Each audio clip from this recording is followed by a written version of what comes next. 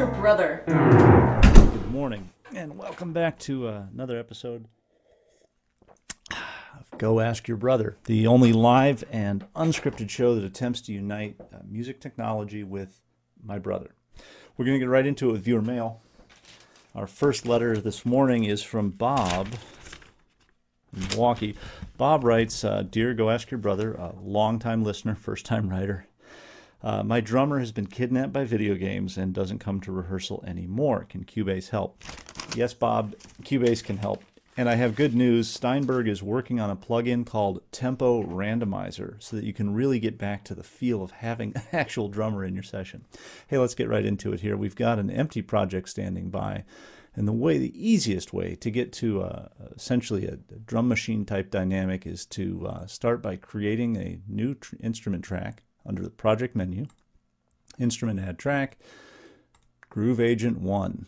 Now, when this wakes up, we're going to click the edit instrument button. That's the little arrow to the keyboard. And just to keep the screen clear, I'm going to snooze the project window. Here's Groove Agent 1. Now, it looks like a drum machine. It's actually just a drum synthesizer. It has pads to which you can assign all sorts of samples. You can have up to 8 groups of those pads. When there's something in there, they'll highlight red. And over to the left here, you have a whole lot of tools for sound shaping. Now, what Groove Agent 1 doesn't have is playback, stop, fast forward, because it doesn't do sequencing. This is just a purpose-built drum synthesizer. It's a blank slate at the moment. We are going to click into the sound browser at the top, and we're going to load it up. We want drums and percussion. We're going to come over here to, let's select Vinyl Kit. That's got some neat stuff. And now, as you see, we've got groups 3 and 4 have data. As you click into one of the red ones there, group 3, you can see all the pads now have names because all the pads have samples. If you click low on the pad, it plays softly, high it plays loudly. And you can click and drag pads around to swap samples. You can use these import and exchange buttons to bring in your dog barking, whatever you want. We'll get to that later. So now on this instrument track, we have a sound module, Groove Agent 1, ready to go. If we come over to Groove Agent's inspector here, and we open MIDI inserts, this is where we can create Beat Designer, which is Cubase's rhythm sequencer. It's again a blank slate when it opens up. So let's load this with, I'll click on Sound Frame and load a preset. Open this fella up so you can see what's going on. And again, like all the other search engines in SoundFrame, the database, it starts with choices and gets you down to a menu of selections over here. We'll skip that for now. Let's just go with the vinyl loops, 90 beats per minute. I'm picking that particular set of patterns, because I know that the vinyl kit and the vinyl loops line up well. So now you can see in Beat Designer all of these sub banks at the bottom have little circles in them to tell me that, yep, sure enough, they're loaded with content. And if I want to hear that, I click the first pattern and I just simply press play. Yeah. If I want to go to another pattern, I can click another one of these keys at the bottom and it'll switch.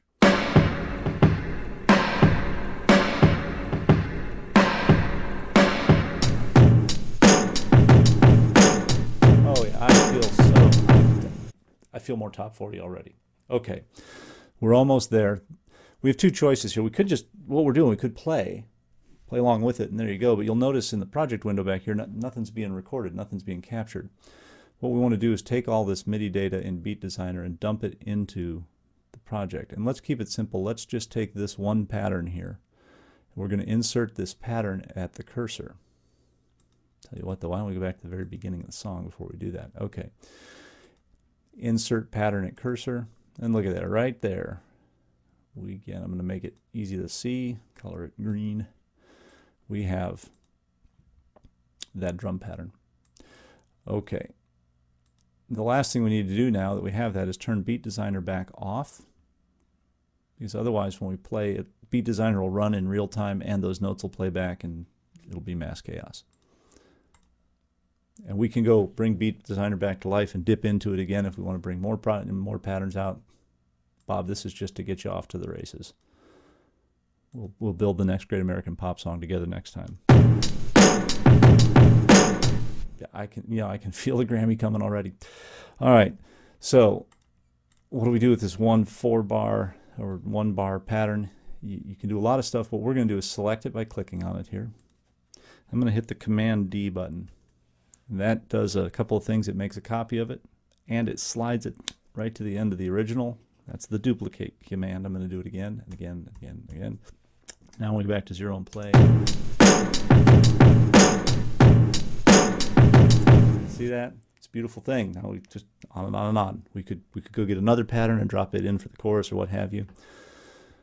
We'll create, just to prove we can do it, one more instrument track here. This one will point at Halion 1. And you see the inspector is changed to the active track. We'll come down to the,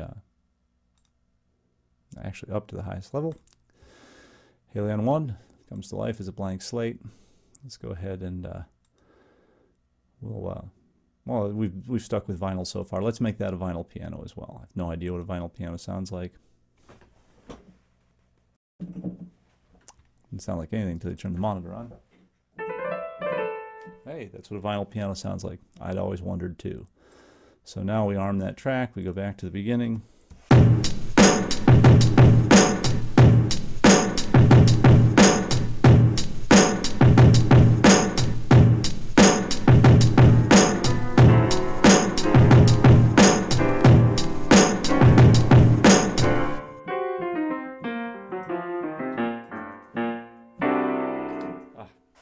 Just print it. We're there.